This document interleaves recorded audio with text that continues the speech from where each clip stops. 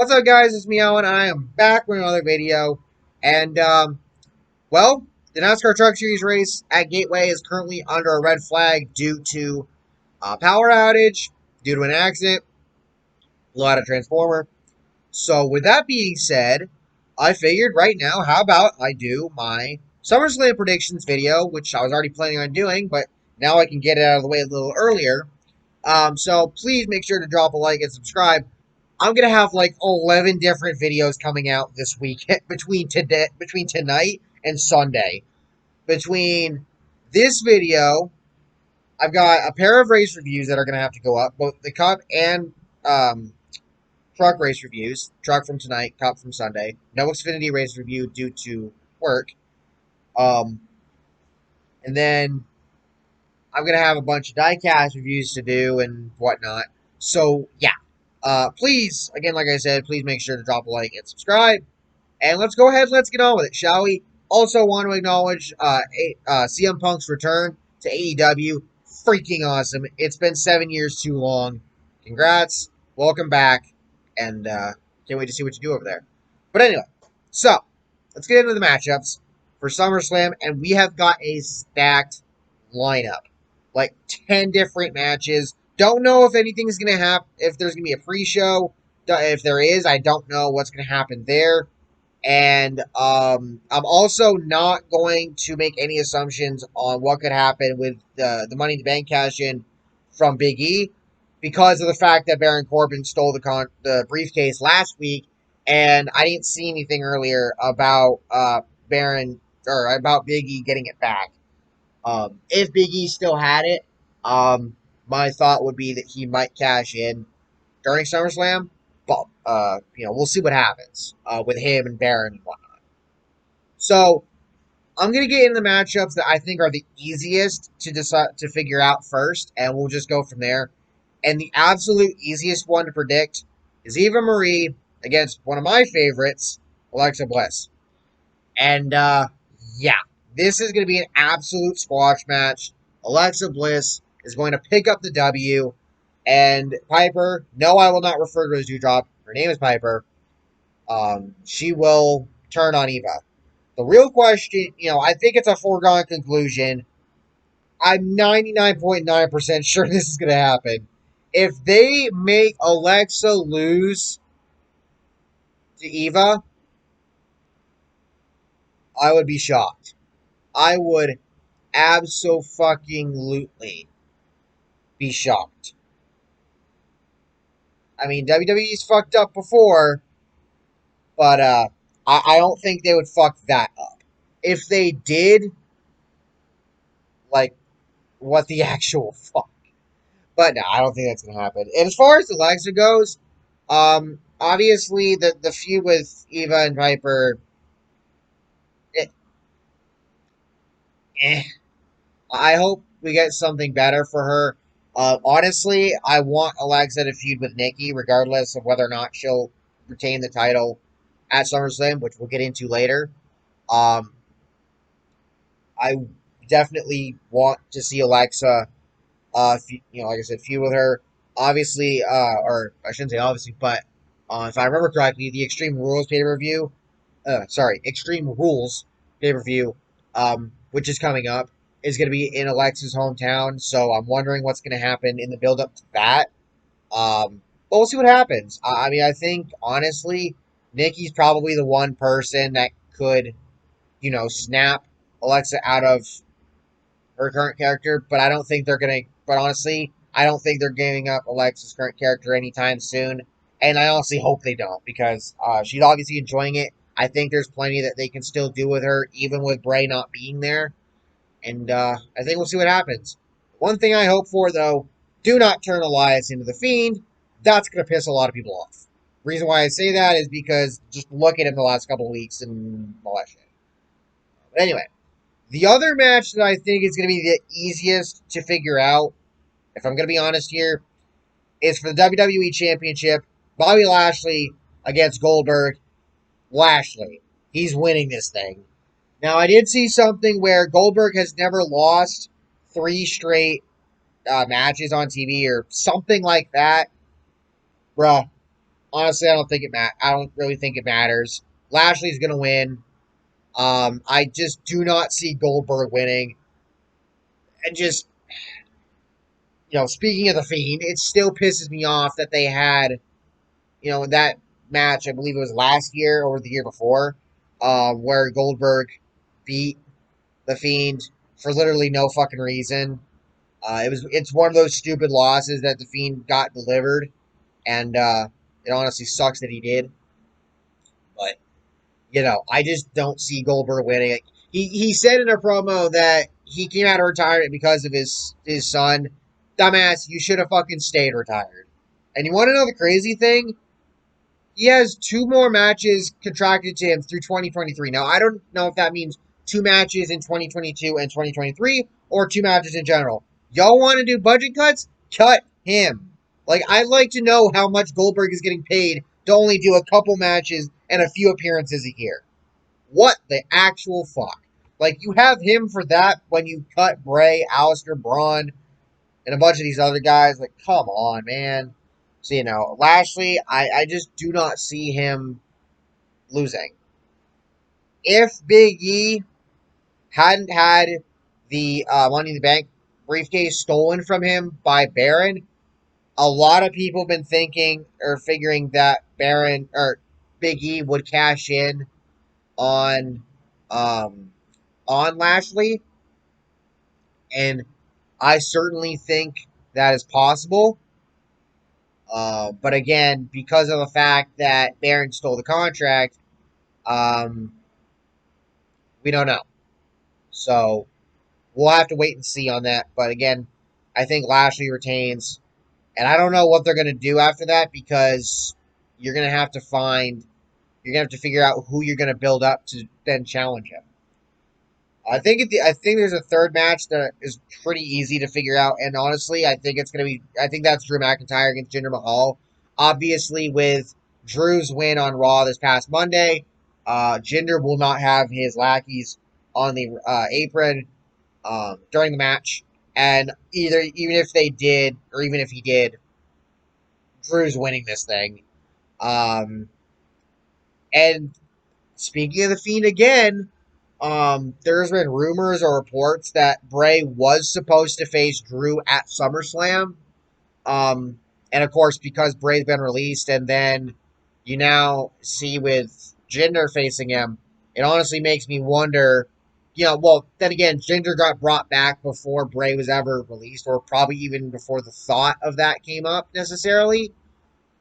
But I wonder if Jinder was brought back to feud with Drew in the event that eventually Bray was going to get released. And again, it still sucks that he was. Like, come on.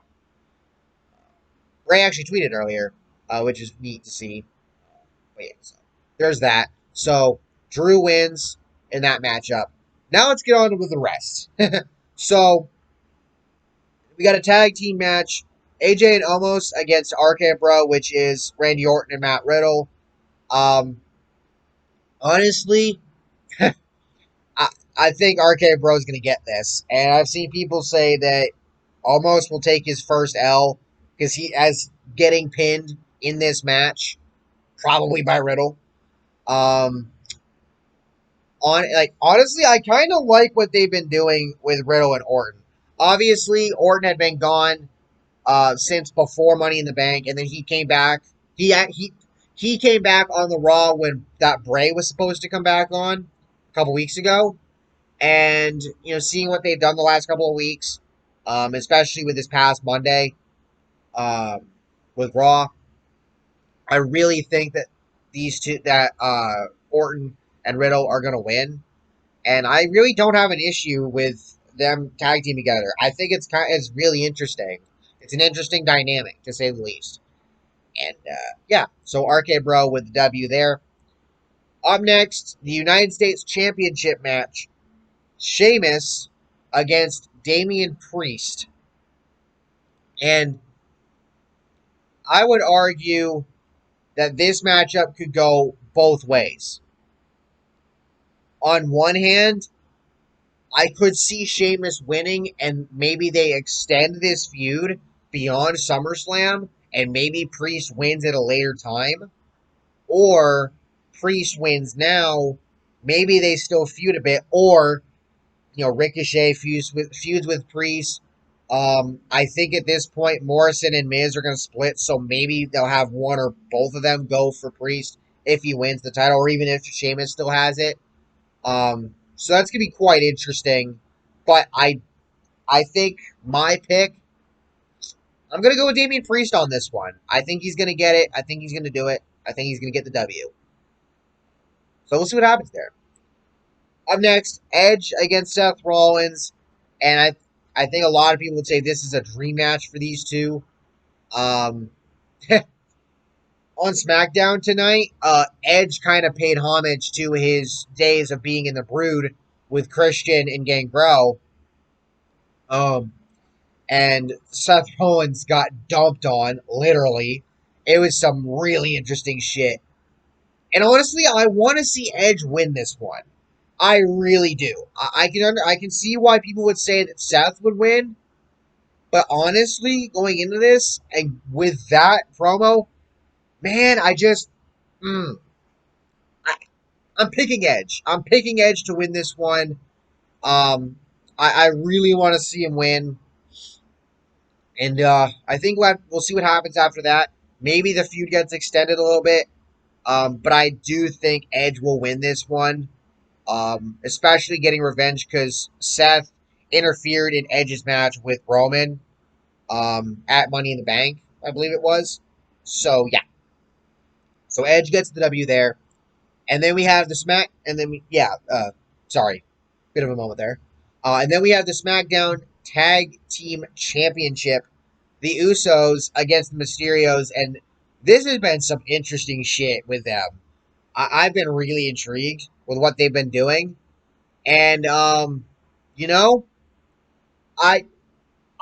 taking the Mysterios on this one. I absolutely want to see them win at SummerSlam, especially with the fact that, honestly, I don't know how much longer we're going to have Rey Mysterio in the WWE, simply for the fact of age, and you gotta, and I think at this point, this might be the time to pass the torch on to his son Dominic, and man, I really wish Eddie Guerrero was still alive, because, there's the infamous SummerSlam match where Eddie and Rey battled for custody of Dominic, and how that would come full circle now because Dominic's wrestling in the WWE with his dad, and so I want to see the Mysterios get it done. I want to see them get that W and get the title, the tag team titles, and for the Usos, man, it's going to be a hell of a match. But the thing is just, I'm still a little bit miffed that Jimmy Uso, after his DUI, his most recent DUI, over a month ago, didn't really get punished, at least as far as we know. Pretty much because of the storyline that he's in. That's bullshit. You could have written him out something. Obviously, then that means we wouldn't have Mysterios against the Usos for the tag team titles at SummerSlam. They probably would have figured something out there. But to value a storyline over the fact that, one of your wrestlers had another DUI, just, why? Why? But anyway, so moving on from that, up next, the SmackDown Women's Championship match, Bianca Belair against Sasha Banks. And Bianca had back-to-back matches tonight against Zelina Vega and Carmella, and she won both of them. Looked extremely good. Actually, there's a clip from her match against Carmella. She actually pulled a move off similar to Lashley, basically where she holds the opponent up in the air, like, with feet sticking up and all that. Lashley's done that in the past, and it was really cool to see Bianca do that. But aside from that, considering what Sasha and Bianca did at WrestleMania last year, I don't know how you top that. Or, well, not last year, but earlier in the year. You get my point. When they faced off at WrestleMania, how do you top that? How do you actually top that? And of course, going into this week, there was some concern that both Bianca, because of both Bianca and Sasha missing the live shows that happened last weekend. But by all reports, they're both cleared and ready to go for SummerSlam. So we'll see what happens tomorrow. But as far as my pick goes, um, this is another one that I could see going both ways. Um, but honestly, I'm taking Bianca to win. I'm gonna take Bianca to win, and here's the reason why. And I've been saying this for a while now. I think the loser of this match, when we get to the draft later on, I think the loser of this match is gonna end up on Raw later on. And I know that sounds weird because the draft isn't automatically after SmackDown. It's a few months later. They actually pushed it back.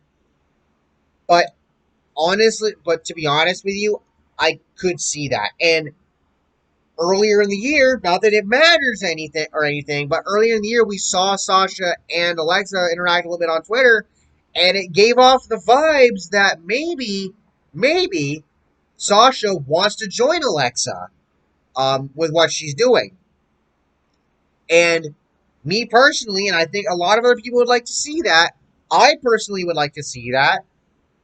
So, and I've been saying this all along that they need to balance out the rosters. And I know with Fox, they're going to want to have all the stars on SmackDown. I get that. But I think having Sasha go back to Raw, and whatnot, I think that would be a nice move. It would definitely help out with Raw, with some of the matchups you can get. Obviously, if Charlotte is still there, if Charlotte is still on Raw, obviously we know what they've done in the past. We know, Sasha and Alexa have battled each other. We could see Sasha against Rhea, which I don't think we've really seen before. That would bring something fresh. And I'd really like to see that. I really would. So I'm going to take Bianca Belair to win this. And we'll see what happens. But again, like I said, I can see it going both ways. And if Bianca was to lose and eventually possibly go to Raw, I'd be interested to see what happens for her over there. But again, I have Bianca Belair taking the W here.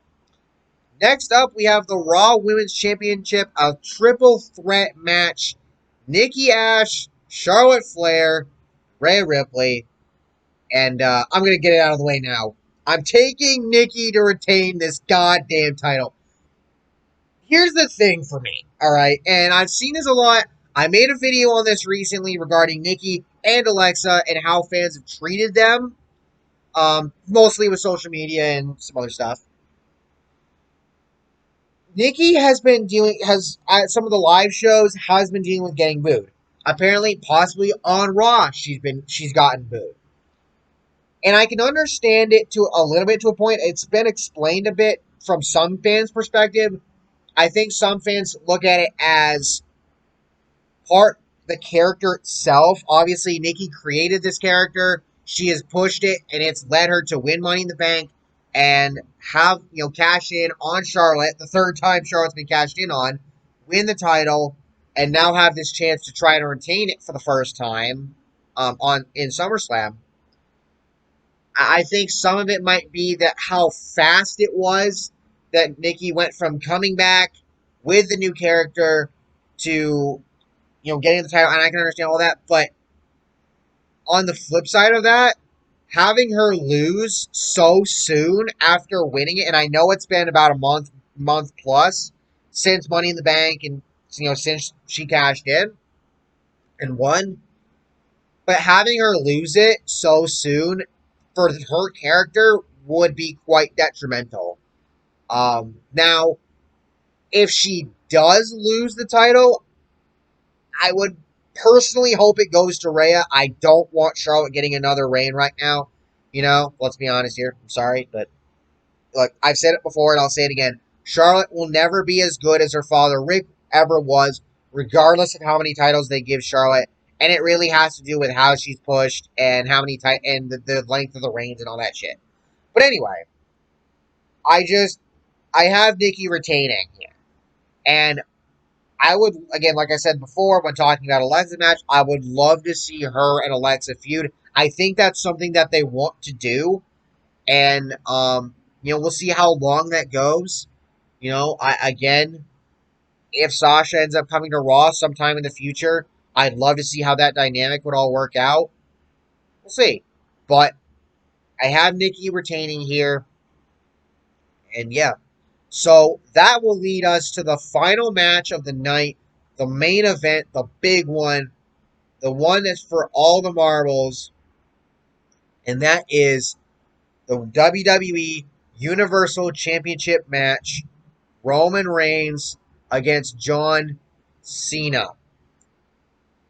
And this is very intriguing because earlier tonight on SmackDown, Roman Reigns said that if he does not retain the title at SummerSlam tomorrow, he's going to leave the WWE. Now, people are going to look at it as, oh, that means Cena's winning, or that means Roman, Jesus Christ. That means that Roman is winning automatically. He ain't leaving. I would look at it like this. So a friend of mine posted this on Twitter. This is where the idea comes from. Imagine if Roman possibly is looking to get some time off. Pretty much he's held, with his current character, or I shouldn't necessarily say character, but with this current reign that he's had, with Paul Heyman at his side and whatnot, he's been so dominant and and all that. What if maybe maybe he just wants some time off, maybe take a little bit of a break. Keep in mind, especially right now with COVID spiking again with the Delta variant and the fact that he's dealt with leukemia before, he's beaten it twice, but he had to leave at one point to fight it again. And last year, he took time off when the pandemic started, essentially to be with family and to not compromise himself, and not run that risk. What I would wonder is maybe he wants some time off for a little while again, and this is how they write him off. Obviously, he's not leaving forever. We're going to see him again if he was to lose. But, who knows? And also, this would hold humongous, historical precedence because of the fact that this would be Cena's 17th world title, and there's that possibility that we may not see Cena in the WWE again, obviously with Hollywood and other things. So there's really a lot riding on this match. You could essentially call this a title versus career match, in a sense. Either Roman retains the title or Cena wins and Roman leaves. And, obviously Cena would, Summer of Cena and all that. He'd probably hold on to the title for probably for the rest of the time that he's going to be in the WWE for the time being. And then we would see what happens there. Again, I don't know what's going to happen with Big E and Baron and the contract. I would like to see Big E get it back, and I'm really wondering when he's going to cash it in, if he does, or if they have Baron cash in, which, if they do, if they go that route, it wouldn't sit well with me, because I want Big E to be able to cash it in. No offense to Baron, no offense to what he's doing. I love what he's doing with the character right now. He's owning it completely. But I would rather prefer to see Big E get the contract back and cash it in. And we go from there.